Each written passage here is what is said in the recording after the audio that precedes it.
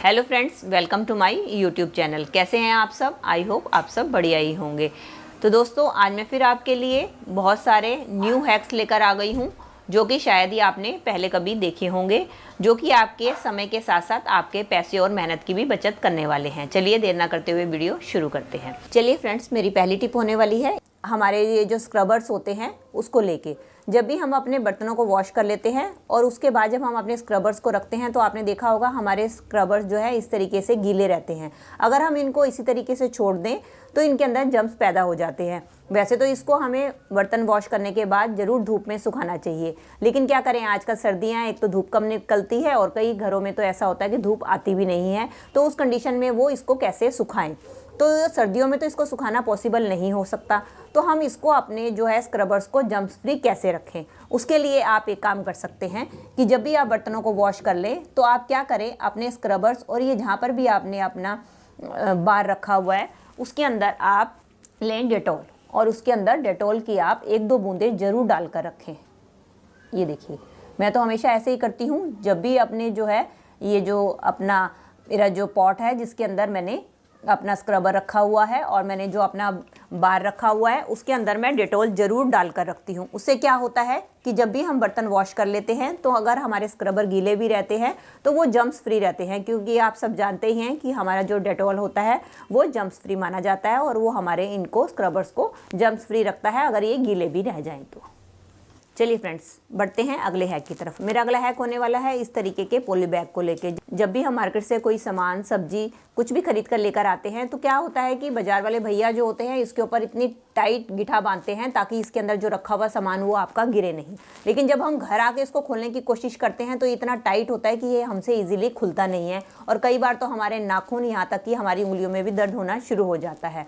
वैसे तो इसको खोलने के लिए ज़्यादातर आपने हैक देखे होंगे, हम क्या करते हैं, इसको हम जो इसका आगे वाला पोर्शन है इसको हम ट्विस्ट करके इसको पीछे की तरफ धकेलते हैं, जिसके कारण जो होता है हमारी नोट खुल जाती है। लेकिन अगर नोट आपकी थोड़ी सी ढीली बंधी हुई है तब तो आपके इस मेथड से आपकी नोट खुल जाएगी। ये देखिए, मैंने अच्छी तरीके से ट्विस्ट कर दिया है। अब मैं इसको पीछे की तरफ धकेल रही हूँ तो आप देख रहे हैं कि मेरी नोट नहीं खुल रही है। अगर इस तरीके से आपकी नोट ना खुले तो आप इसको कैसे खोलें? उसके लिए या तो आपको ये पन्नी फाड़नी पड़ेगी या आपको कोई और मेथड अपनाना पड़ेगा।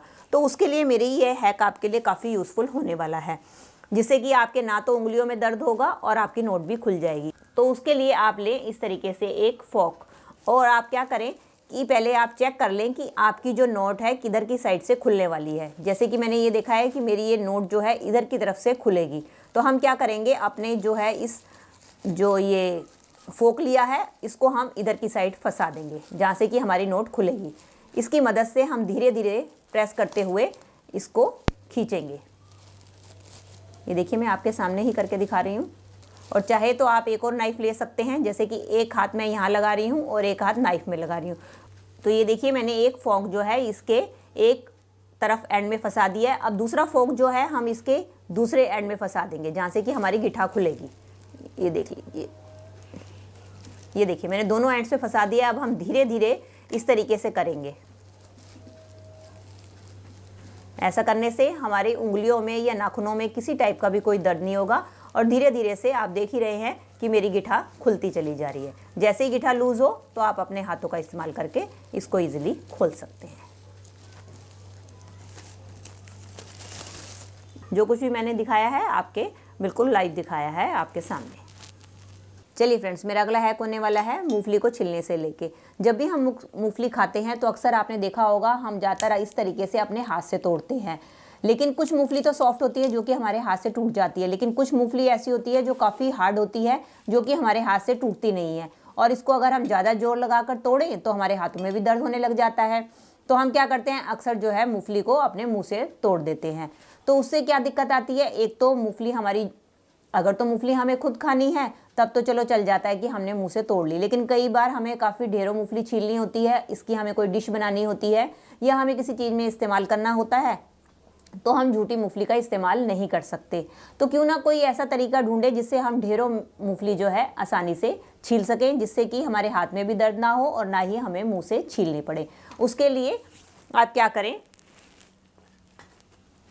इस तरीके से आपके पास कोई भी चिमटा हो जैसे कि मेरे पास ये लकड़ी का चिमटा पड़ा था तो मैं इसका इस्तेमाल कर लेती हूँ अपनी मूंगफलियों को छीलने के लिए। जब मुझे ढेर सारी मूंगफलियाँ छीलनी होती हैं तो मैं इस चिमटे की मदद से इस तरीके से मूंगफलियों को छील के एक साइड पे रखती चली जाती हूँ। पहले मैं सारी मूंगफलियों को इस तरीके से तोड़ लेती हूँ और इसके बाद उनको मैं एक एक करके सारी निकाल लेती हूँ। ये देखिए कितनी आसानी से मेरी ये सारी मूंगफलियाँ छीली जा रही हैं। ये देखिए, अगर तो आपके पास ये चिमटा है तो आप इसका इस्तेमाल कर सकते हैं, लेकिन मोस्टली ये वाला चिमटा हर किसी के घर पे नहीं होता, तो उस कंडीशन में वो किससे मूंगफली छीलें, तो उसके लिए आप इस्तेमाल कर सकते हैं इस तरीके की पकड़ का। ये पकड़ तो मोस्टली हर सबकी घर पे ही होती है किसी भी गर्म बर्तन को उठाने के लिए, तो इसकी मदद से भी आप अपनी मूंगफलियों को छील सकते हैं। इसके लिए आप पकड़ लें और मूंगफली का जो ये तिरछे जो शार्प वाला मुंह होता है या ये वाला जो मुंह होता है, इससे आप इसको खोलें और अपना मूंगफली को दबाएं और अपना इस साइड पे करके रखती जाएं। जिस तरीके से मैं कर रही हूँ इस तरीके से आप पहले सारी मूंगफलियों को तोड़ तोड़ के एक साइड पे रखते जाएं और जब सारी मूंगफली आपकी टूट जाए तो आप क्या करें, इनको खोल खोल के, ये देखिए कितनी आसानी से ये मेरी मूंगफली खुल रही है।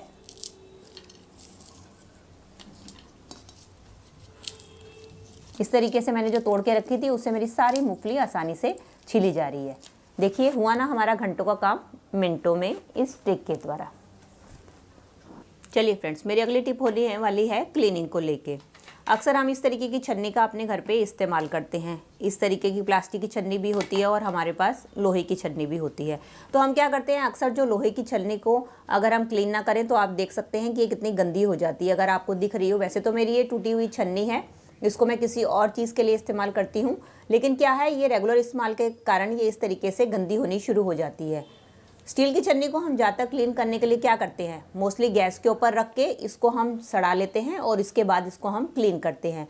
लेकिन स्टील की छन्नियों के साथ तो आप ऐसा कर सकते हैं, लेकिन ये जो प्लास्टिक की छन्नी होती है इसको तो आप गैस के ऊपर नहीं सड़ा सकते क्योंकि इसके जलने का खतरा रहता है।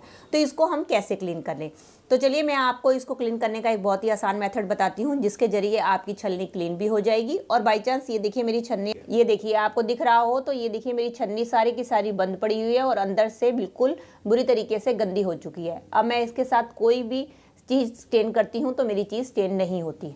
तो मैं इसको क्लीन करने वाली थी, तो चलिए मैंने सोचा ये हैक भी मैं आपके साथ शेयर कर दूं कि आप इसको इजीली कैसे क्लीन कर सकते हैं। चलिए अब मैंने एक बर्तन ले लिया है, उसके अंदर मैंने अपनी छलनी को रख दिया है। अब हम क्या करेंगे, अब हम इसके अंदर डालेंगे 1 चम्मच बेकिंग सोडा। अगर आपकी छन्नी ज़्यादा गंदी है तो आप थोड़ा सा ज़्यादा भी ले सकते हैं। और इसके बाद हम इसके अंदर डाल देंगे गर्म पानी और इस तरीके से इसको हम गर्म पानी में अच्छी तरीके से डुबो के 10-15 मिनट के लिए ऐसे ही छोड़ देंगे। अभी देखिए 10-15 मिनट हो चुके हैं इसको डूबे हुए। अब हम क्या करेंगे, अब हम एक प्लेट में ले लेंगे थोड़ा सा डिश जेल। अब डिश जेल की मदद से और लेंगे एक ब्रश, और ब्रश की मदद से अब हम इसको रगड़ रगड़ के साफ़ करेंगे।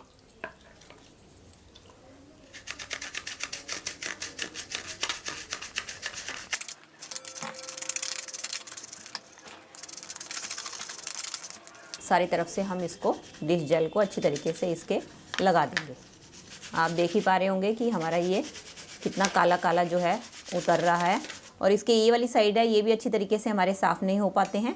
इसको भी हम अच्छी तरीके से ब्रश की मदद से क्लीन कर लेंगे। ये देखिए ये मैं साफ़ कर रही हूँ, आप देख ही पा रहे होंगे इसमें से कितना सारा डस्ट निकल रहा है, और हमारा पानी भी देखिए कितना गंदा होता जा रहा है।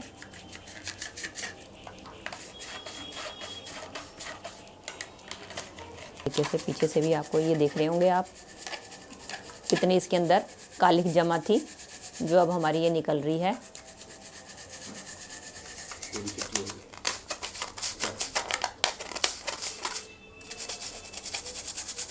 ये देखिए मैंने अच्छी तरीके से अपनी छन्नी को हर तरफ से ब्रश की मदद से रगड़ लिया है।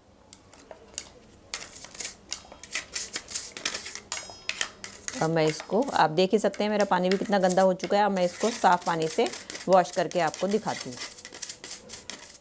ये देखिए हमारी छन्नी कितनी अच्छी तरीके से साफ़ हो चुकी है। मैंने आपको पहले भी दिखाया था हमारी छन्नी कितनी गंदी थी, और अब ये देखिए बिल्कुल ऐसी हो गई है जैसे कि हम नई बाज़ार से ख़रीद कर लेकर आए हैं। आई होप आपको कैमरे में सब कुछ दिखाई दे रहा होगा।